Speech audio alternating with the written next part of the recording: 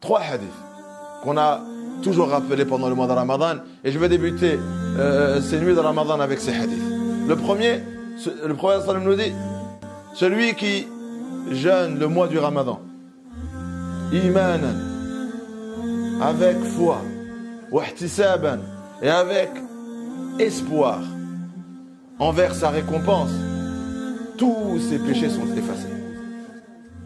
Le deuxième hadith, celui qui veille les nuits du Ramadan, imanan, avec foi, wahtisaban, avec espoir en sa récompense, ghufira lahu ma taqaddama min dhanbihi, tous ses péchés sont effacés.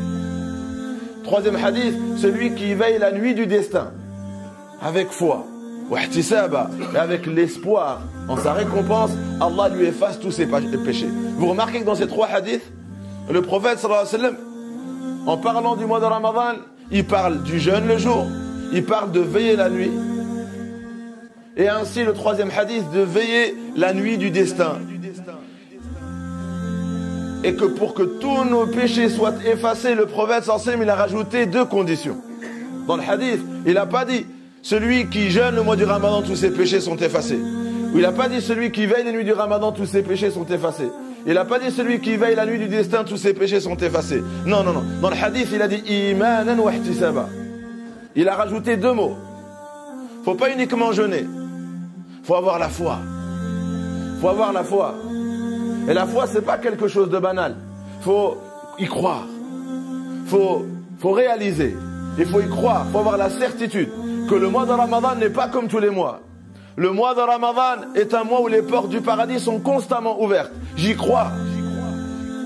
Que les portes de l'enfer sont fermées, j'y crois. Que les shayatines rebelles sont enchaînées, j'y crois. Faut y croire. Faut réaliser que c'est une prescription obligatoire par rapport au trésor que cache ce mois-là. Wahtisaba, et on jeûne avec l'espoir d'avoir toute cette récompense. Toutes ces récompenses-là que nous cite le prophète sallallahu alayhi wa sallam, que l'action surérogatoire a la valeur d'une action obligatoire et que l'action obligatoire équivaut à 70 actions obligatoires, etc. On a l'espoir d'obtenir toutes ces récompenses et c'est pour ça qu'on fait ce qu'on fait. On a le hadith qui dit que l'aumône, la meilleure des aumônes est pendant le mois de Ramadan.